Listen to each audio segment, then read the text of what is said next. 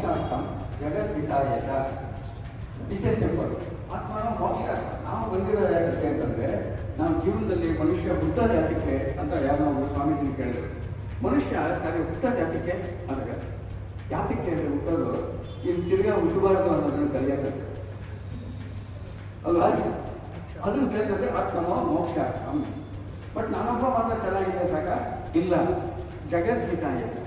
ಸ್ವಾಮಿ ವಿವೇಕಾನಂದ ಒಂದ್ಸಲಿ ಹೇಳಿದ್ದಾರೆ ಒಂದು ಕಡೆ, ಪ್ರಪಂಚದಲ್ಲಿರೋ ಒಬ್ಬ ಕಡೇ ಮನುಷ್ಯ ಮೋಕ್ಷ ಸಂಪಾದನೆ ಸಿಗುವವರೆಗೂ ನಾನು ಐ ವಿಲ್ ನಾಟ್ ರೆಸ್ಟ್ ಅಂತ ನೀವು ಹೇಳಿದವರು. ಸೊ ಇಂಥ ಹೇಳುವಂಥವನ್ನ ನಿಮಗೆ ಜಗತ್ತು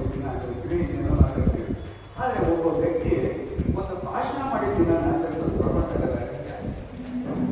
ಬರೀ ಭಾಷಣ ಮಾಡಿದ್ದು ಅಷ್ಟೇ ಅವರು. 10 ನಿಮಿಷ 15 ನಿಮಿಷ 10 ನಿಮಿಷ 15 ನಿಮಿಷ ಸೆಪ್ಟೆಂಬರ್ 11, 1893 ಮಾಡಿದ್ದನ್ನ 132 ವರ್ಷ ಆದ್ಮೇಲೆ ಇನ್ನು ನೆನಪಿಸ್ಕೊಳ್ತಾ ಇದ್ರೆ ಅದು ಏನು ಫಲ ಏನಿರ್ಬೋದು? ಬರೀ ಸಿಸ್ಟರ್ಸ್ ಅಂಡ್ ಬ್ರದರ್ಸ್ ಆಫ್ ಅಮೆರಿಕನ ಅಲ್ಲ. ಯಾಕೆಂದ್ರೆ ಆ ಥರದ್ದು ಎಷ್ಟೋ ಜನ ಕೇಳಿದ್ರು. ಇನ್ನೂ ಹಿಂದೆ sisters and brothers of America ಇವರೇ ಫಸ್ಟ್ ಟೈಮ್ ಮಾಡಿದ್ದಲ್ಲ. ಆದರೆ ಅದು ಒಳಗಡೆ ನರಗಳಿಂದ ಬಂತು.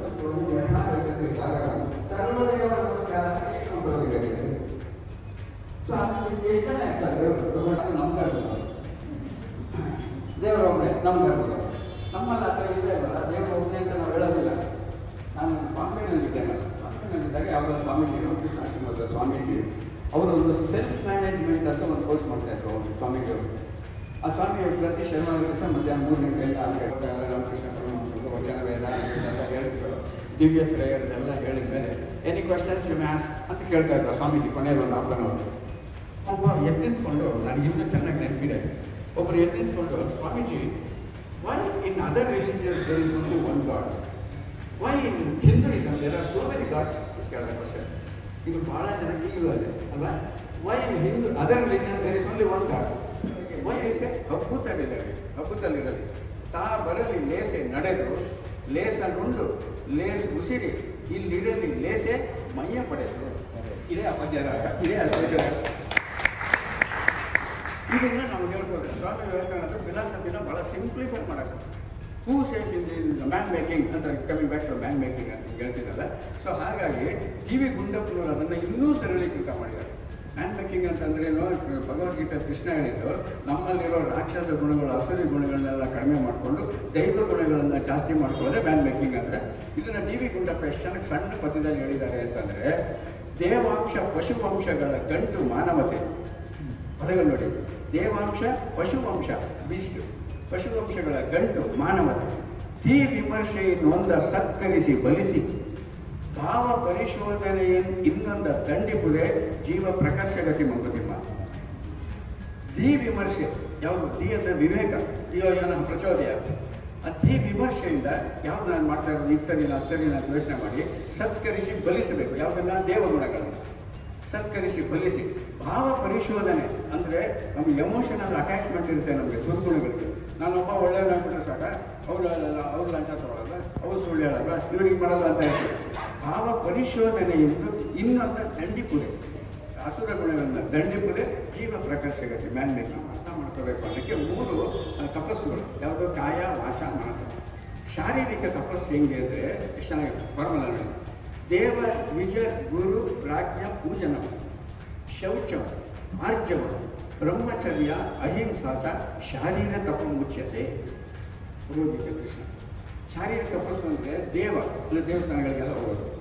ದ್ವಿಜ ಅಂದರೆ, ದ್ವಿಜ ಅಂದರೆ ಬ್ರಾಹ್ಮಣ ಅಂತಲ್ಲ, ದ್ವಿಜ ಅಂದರೆ 2ನೇ ಸಲ ಹುಟ್ಟಿದವನು. ಮೊದಲೇನೋ ತಪ್ಪು ಮಾಡಿಬಿಟ್ಟಿರ್ತೀವಿ, ಅರ್ಥ ಮಾಡ್ಕೊಳಕ್ಕಾಗಿಲ್ಲ, ಅದನ್ನು ಕರೆಕ್ಟ್ ಮಾಡ್ಕೊಂಡು ಇನ್ನು ಸ್ವಲ್ಪ ಇಂಪ್ರೂವ್ ಮಾಡ್ಕೊಳ್ಳೋದ್ರೆ ದ್ವಿಜ. ಇಂಪ್ರೂವ್ ಮಾಡ್ಕೊಳ್ಳೋದು ಚೇಂಜ್ ಪರ್ಸನಾಲಿಟಿ. ದೇವ ದ್ವಿಜ ಗುರು ಅದಕ್ಕೆ ಭಾಳ ಚೆನ್ನಾಗಿ ಹೇಳೋದು. ಗುರು ನಮ್ಮ ಅಂತಂದರೆ ಗುರು ಬ್ರಹ್ಮ ಗುರು ವಿಷ್ಣು ಗುರು ದೇವ ಮಹೇಶ್ವರ. ಸೊ ದೇವ ದ್ವಿಜ ಗುರು ಪ್ರಾಜ್ಞ ಅಂದರೆ ಯಾರು ನಾಲೆಜಬಲ್ ಪರ್ಸನ್ನು. ದೇವ ದ್ವಿಜ ಗುರು ಪ್ರಾಜ್ಞ ಪೂಜನ, ಅವನು ಪೂಜೆ ಮಾಡಿಸ್ಕೊಂಡು ಅವ್ರಿಗೆ ಇದು ಮಾಡಿಕೊಂಡು. ಶೌಚಂ ಅಂದರೆ ಡೈಲಿ ಸ್ನಾನ ದಿನ ಮಾಡಿಕೊಂಡು ಕ್ಲೀನಾಗಿ ದೇಹನ ಕ್ಲೀನಾಗಿ ಇಟ್ಕೊಂಡು. ಶೌಚಂ ಆರ್ಜವಂ ಅಂದರೆ ಭಾಳ ಸಿಂಪಲ್ ಲಿವಿಂಗ್. ಎಷ್ಟು ಬೇಕೋ ಅಷ್ಟು, ಎಷ್ಟು ಬೇಕೋ ದೇಹ ಪೋಷಣೆಗೆ ಎಷ್ಟು ಬೇಕೋ ಅಷ್ಟು. ಆರ್ಜವ. ಬ್ರಹ್ಮಚರ್ಯ ಅಂದರೆ ಅರ್ಥ ಇನ್ನೇನು ನಾವು ಅಂದ್ಕೊಂಡಿರೋದಲ್ಲ. ಬ್ರಹ್ಮಚರ್ಯ ಅಂದರೆ 5 ಇಂದ್ರಿಯಗಳನ್ನು ಕರೆಕ್ಟಾಗಿ ಮ್ಯಾನೇಜ್ ಮಾಡಿಕೊಂಡು ರೆಗ್ಯುಲೇಟ್ ಮಾಡಿಕೊಂಡು ಯಾವ್ದು ನೋಡಬೇಕೋ ಅದು ನೋಡೋದು, ಯಾವ್ದು ಕೇಳಬೇಕೋ ಅದು ಕೇಳೋದು, ಯಾವುದನ್ನು ತಿನ್ನಬೇಕೋ ಅದು ತಿನ್ನೋದು, ಯಾವ್ದು ವಾಸನೆ ನೋಡಬೇಕೋ ಯಾವುದು ಅಷ್ಟೇ ಬ್ರಹ್ಮಚರ್ಯ. ಅಹಿಂಸಾಚ ಶಾರೀರಿಕ. ಇಷ್ಟೆಲ್ಲ ಫಾಲೋ ಮಾಡೋದು ಶಾರೀರ ತಪಮುಚ್ಯತೆ. ದೇಹ ಕೂಡ ಒಂದು ತಪಸ್ಸು ಅಂತ. ಶರೀರ ಮಾಧ್ಯಮ ಕಲು ಧರ್ಮ ಸಾಧನ. ಶರೀರದಿಂದ ತಾನೇ ಮಾಡ್ತಾ ಇರೋದು. ಡೋಂಟ್ ನೆಗ್ಲೆಕ್ಟ್ ಮಾಡಿ. ಇಂಗ್ಲೀಷ್ನಲ್ಲಿ ಒಂದು ಮಾತು ಹೇಳ್ತಾರೆ, ನಮ್ಮ ದೇಹ ನಶ್ವರ, ಅದು ಏನೀಗಾಗಿದೆ ಏನು ಕೆಲಸ ಅಂತ ನಾವು ದೇಹನ ನೆಗ್ಲೆಕ್ಟ್ ಮಾಡ್ತಾ ಇರ್ತೀವಿ ನೆಗೆಟಿವ್ ಆಗಿ. ಇಲ್ಲ, ಅದು ಇಂಪಾರ್ಟೆಂಟ್. ಶರೀರ ಮಾಧ್ಯಮ ಕಲು ಧರ್ಮ ಸಾಧನ. ಇಂಗ್ಲೀಷ್ ಕವಿ ಒಬ್ಬ ಹೇಳಿದಾನೆ, don't neglect the body, where else we are going to live. ಅಲ್ಲ, ದೇಹನೇ ಇಲ್ಲದೆ ಎಲ್ಲಿ ಬರ್ತದೆ ನಾವು. ಸೊ ಅದರಿಂದ ಡೋಂಟ್ ನೆಗ್ಲೆಕ್ಟ್ ಶರೀರ ತಪಮುಚ್ಯತೆ. ನೆಕ್ಸ್ಟ್ ಕಾಯ ಆಯ್ತಾ. ವಾಚ. ಮಾತು ಹೆಂಗಿರ್ಬೇಕು? ಭಾಳ ಪ್ರಕಾಶ್ ಅವರು ಎಷ್ಟು ಚೆನ್ನಾಗಿರುತ್ತೆ. ಮಾತು ಒಂದು ಭಾಷಣ ಅಂತಂದರೆ ಬರೀ ಮಾತಾಡೋದು ಅಷ್ಟೇ ಅಲ್ಲ, ಯಾವ ರೀತಿ ಮಾತಾಡಬೇಕು ಅಂತ ಹೇಳ್ತಾರೆ. ಭಾಳ ಫಸ್ಟ್ ಕ್ಲಾಸ್ ಪದ. ಯಾವ ರೀತಿ ಸುಮ್ಮನೆ ಎಲ್ಲರೂ ಮಾತಾಡ್ತಾರೆ. ಈಗ ಮಾತಾಡೋದ್ರಿಗೆ ಕಲ್ಚರ್ ಇಲ್ಲ ಅಂತ ನಾಲಿಗೆ ಕುಲ ಹೇಳ್ತು ಅಂತ ಇದೆಯಲ್ಲ, ಅದರೊಳಗೆ ನಾಲಿಗೆ ಅಂತ ಮೊದಲೇ ಆಚಾರವಿಲ್ಲದ ನಾಲಿಗೆ. ಆಚಾರ ಅಂದರೆ ಉಪ್ಪಿನಕಾಯಿ ಅಂತಲ್ಲ,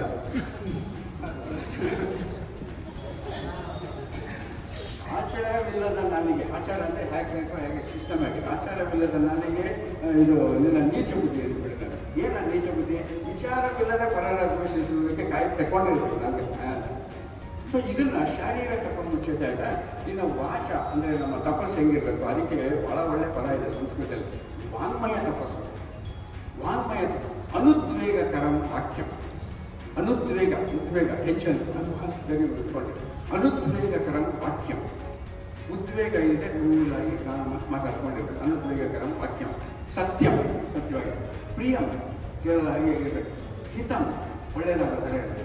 ಅನುದ್ವೇಗಕರಂ ವಾಕ್ಯಂ ಸತ್ಯಂ ಪ್ರಿಯಂ ಹಿತಂ ಚಯತ್. ಸ್ವಾಧ್ಯಾಯ ಅಭ್ಯಸನಂ ಚೈವ ವಾಂಗ್ಮಯ ತಪಮುಚ್ಯತೆ. ಸ್ವಾಧ್ಯಾಯ ಅಂದರೆ ನಾವು ಅದನ್ನು ಪ್ರಾಕ್ಟೀಸ್ ಮಾಡ್ಕೊಂಡಿರ್ಬೇಕು. ಸೊ ಸ್ವಾಧ್ಯಾಯ ಅಭ್ಯಸನಂ ಚೈವ ವಾಂಗ್ಮಯ ತಪಮುಚ್ಯತೆ. ಎರಡು, ಕಾಯ ವಾಚ, ಎರಡನೇ ಮ್ಯಾನ್ ಮೇಕಿಂಗ್. ಮೂರನೇದು ಮನಸ್ಸು. ಕಾಯ ವಾಚ ಮನಸ್ಸು. ಮನಸ್ಸಂತೂ ಇದನ್ನು ಕಂಟ್ರೋಲ್ ಮಾಡೋದು ಪ್ರಪಂಚಗಳಿಗೆ. ಕೃಷ್ಣ ಅಥವಾ ಅರ್ಜುನ ಹೇಳ್ತಾನೆ, ನೀವು ಹೇಳ್ತೀಯ ಕೃಷ್ಣ ಮನಸ್ಸು ಕಂಟ್ರೋಲ್ ಮಾಡೋ, ಹಿಂಗೆ ಮಾಡೋ, ಹಂಗೆಲ್ಲ ಹೇಳ್ತೀಯ, ಭಾಳ ಕಷ್ಟ ಆಗುತ್ತೆ. ಸಿಕ್ಕಾಪಟ್ಟೆ ಕಷ್ಟ. ಮನಸ್ಸು ಅನ್ನೋದು ಒಂಥರ ಚಂಚಲಂ ಹಿ ಮನ ಕೃಷ್ಣ ಪ್ರಮಾದಂ ಬಲವದೃಢ ತಸ್ಯ ನಿಗ್ರಹಂ ಮನ್ಯ ವಾಯೋರಿವಸು ದುಷ್ಕರ. ಈ ಮನಸ್ಸು ಅನ್ನೋದು ಮಹಾ ಚಂಚಲ, ಪ್ರಮಾದಿಸ್ತಾ ಇರುತ್ತೆ. ಇದು ಅದನ್ನು ಅನಲೈಸ್ ಮಾಡ್ತಾ ಇರುತ್ತೆ. ಬಲವಂ ಅಂದರೆ ಮಹಾ ಸ್ಟ್ರಾಂಗ್, ಹಠ. ದೃಢಂ, ಬೇಕೇ ಬೇಕು. ತಸ್ಯ ನಿಗ್ರಹಂ ಮನ್ಯ. ಇದನ್ನು ರೆಗ್ಯುಲೇಟ್ ಮಾಡೋದು, ಮ್ಯಾನೇಜ್ ಮಾಡೋದು, ಕಂಟ್ರೋಲ್ ಮಾಡೋದು, ಡಿಸಿಪ್ಲಿನ್ ಮಾಡೋದು ವಾಯುವರಿವಸು ದುಷ್ಕರ. ಗಾಳಿ ಹಿಡಿದಷ್ಟು ಕಷ್ಟ ಅಂತ ಹೇಳ್ಬೇಕಲ್ಲ. ಹೇಳ್ತಾರೆ ಕೃಷ್ಣಗೆ, ಅವನ ಯೋಗಾಚಾರ್ಯ. ಅವನು ಏನು ಹೇಳ್ಬೇಕು ಜನರಲ್ಲಿ, ಏನು ಕಷ್ಟ ಬಿಡ, ನಾನು ಮಾಡಿಲ್ಬೇಕಾ ಅಂತ ಹೇಳ್ಬೇಕು. ಕೃಷ್ಣ ಹೇಳಿಲ್ಲ ಆ ಥರ. ಒಪ್ಕೊಂಬಿಟ್ಟ, ಎಸ್ ಯು ಆರ್ ರೈಟ್. ಅಸಂಶಯ ಮಹಾಭಾವೋ ಮನೋ ದುರ್ನಿಗ್ರಹಂ ಚಲ. No doubt Arjuna, mind is very difficult to control. ಆದರೆ ಎರಡು ದಾರಿ ಇದೆ ಮನಸ್ಸು ಕಂಟ್ರೋಲ್ ಮಾಡೋಕ್ಕೆ. ಒಂದು ಅಭ್ಯಾಸ ಏನಂತ ಕೌಂತೆಯ ವೈರಾಗ್ಯ ಚಕುಷ್ಯತೆ. ಅಭ್ಯಾಸ ಮಾಡ್ತಾ ಇರ್ತಾರೆ, ಸತತ ರಿಪೀಟೆಡ್ಲಿ ಪ್ರಾಕ್ಟೀಸ್ ಮಾಡ್ತಾ ಇರ್ತಾರೆ. ಒಂದ್ಸಲಿ ನಮ್ಮ ಫ್ರೆಂಡ್ ಒಬ್ಬರು ಸಾರ್ ಅನಂತರಾಮವ್ರೆ, ಈ ಅಭ್ಯಾಸ ಎದ್ದಿತ್ಕೊಂಡ. How do you spell the word repetition? Repetition ಅನ್ನೋಕ್ಕೆ ಸ್ಪೆಲ್ಲಿಂಗ್ ಹೇಳೋರು. ಇವ್ರು ಹೇಳ್ದ REPTITITITIT ರಿಪಿಟಿಷನ್.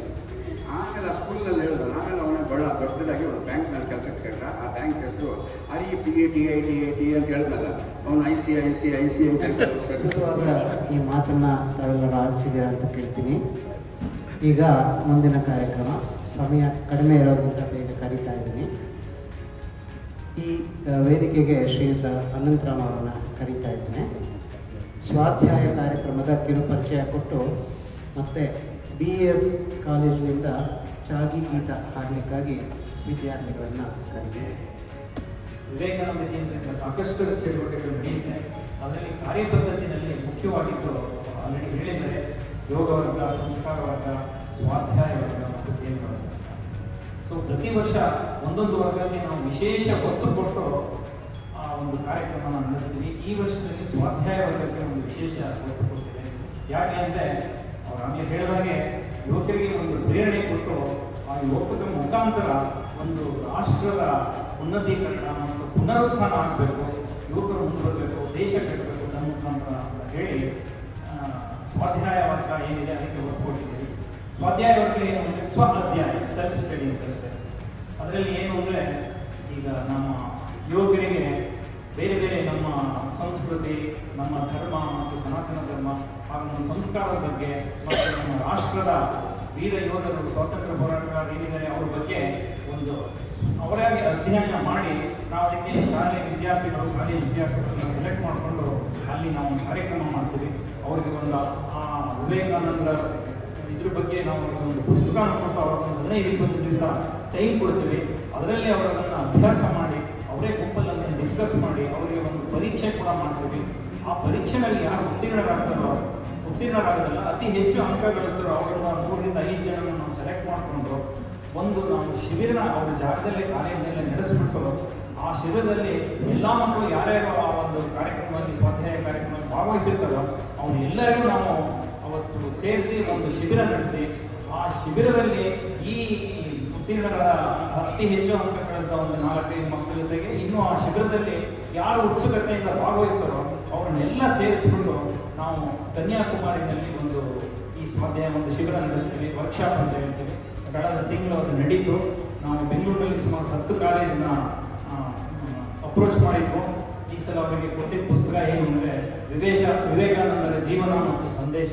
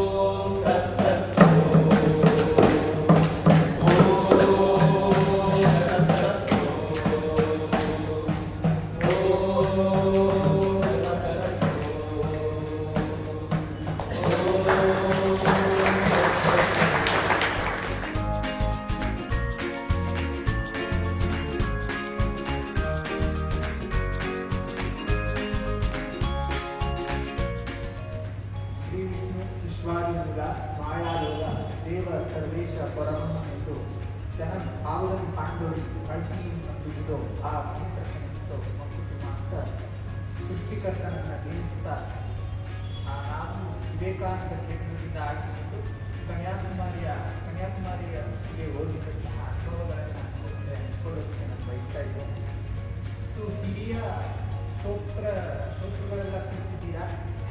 ನಮ್ಮ ಮಾತನಾಡ್ತಕ್ಕಂಥ ಸಂದರ್ಭದಲ್ಲಿ ಯಾವುದಾದ್ರೂ ತಪ್ಪುಗಳು ನಡೆಸಿದ್ರೆ ಅದನ್ನು ಕ್ಷಮಿಸ್ತೀರಾ ಅಂತ ಭಾವಿಸ್ತಾ ಈ ಕೇಂದ್ರ ಯಾವ ರೀತಿ ಕೆಲಸಗಳನ್ನು ಮಾಡ್ತಾ ಇದೆ ಅನ್ನೋದನ್ನ ನಾನು ನನ್ನ ಸ್ವಾನುಭವದಲ್ಲಿ ಹೇಳಬೇಕಾಗುತ್ತೆ.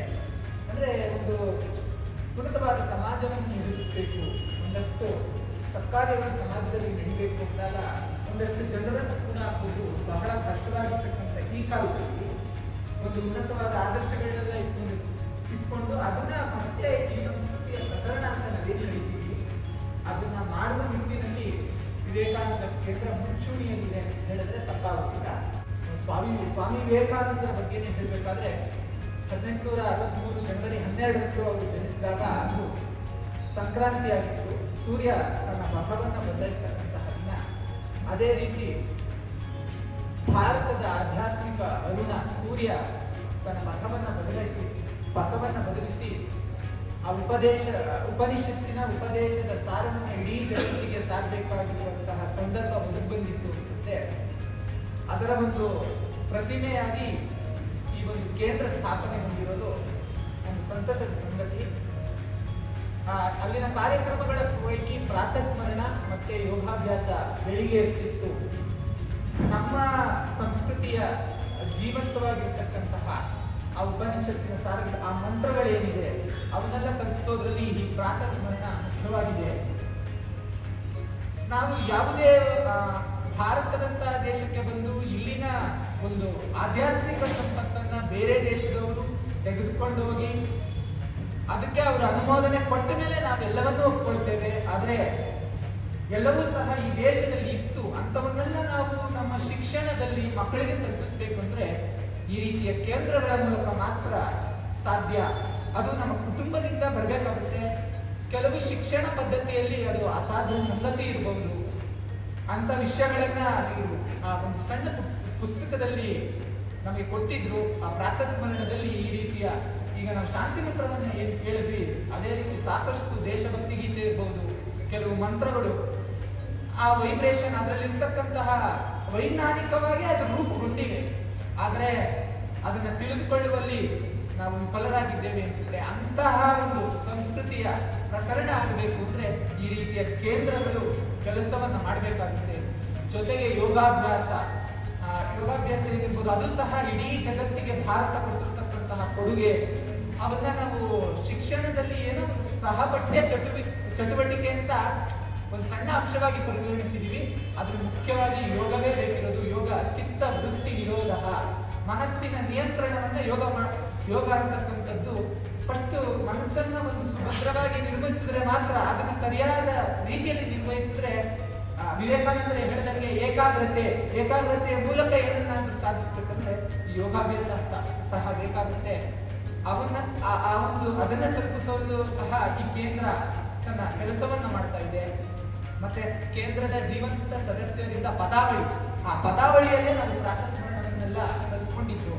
ಕೇಂದ್ರದ ಜೀವಂತ ಸದಸ್ಯರು ಎಲ್ಲರಿಗೂ ಜೀವನ ಕೊಡ್ತಕ್ಕಂತಹ ಕೆಲಸವನ್ನ ಮಾಡ್ತಾ ಇದ್ದಾರೆ. ಅಂದ್ರೆ ನಮ್ಮ ಭಾರತೀಯ ಸಂಸ್ಕೃತಿ ಏನಿದೆ ಆ ವಿಷಯಗಳನ್ನು ತಿಳಿಸ್ಕೊಡ್ಬೇಕು. ಸ್ವಾಮಿ ವಿವೇಕಾನಂದರನ್ನ ಮುಂದಿನ ಪೀಳಿಗೆಗೆ ತಲುಪಿಸುವ ಕಾರ್ಯವನ್ನು ಮಾಡ್ತಾ ಇದ್ದಾರೆ.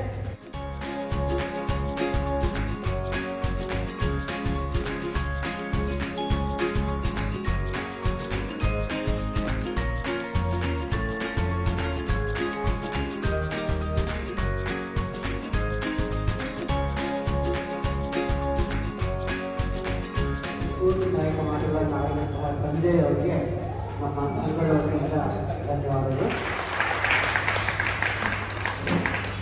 ಗೌರವಾನ್ವಿತ ಮುಖ್ಯ ಅತಿಥಿಗಳೇ, ವಿವೇಕಾನಂದ ಕೇಂದ್ರದ ಎಲ್ಲ ಸದಸ್ಯರುಗಳೇ, ಹಿರಿಯ ನಾಗರಿಕರ ಸಂಘದ ಪದಾಧಿಕಾರಿಗಳೇ, ಇಲ್ಲಿ ಆಗಮಿಸಿದಂಥ ಎಲ್ಲ ಸಹೃದಯಿ ವಿವೇಕಾನಂದರ ಭಕ್ತರೇ, ಅನುಯಾಯಿಗಳೇ ಮತ್ತು BA ಶಿಕ್ಷಣ ಮಹಾವಿದ್ಯಾಲಯ ಮತ್ತು ಆರ್ಯ ಶಿಕ್ಷಣ ಮಹಾವಿದ್ಯಾಲಯದ ವಿದ್ಯಾರ್ಥಿ ಶಿಕ್ಷಕರು,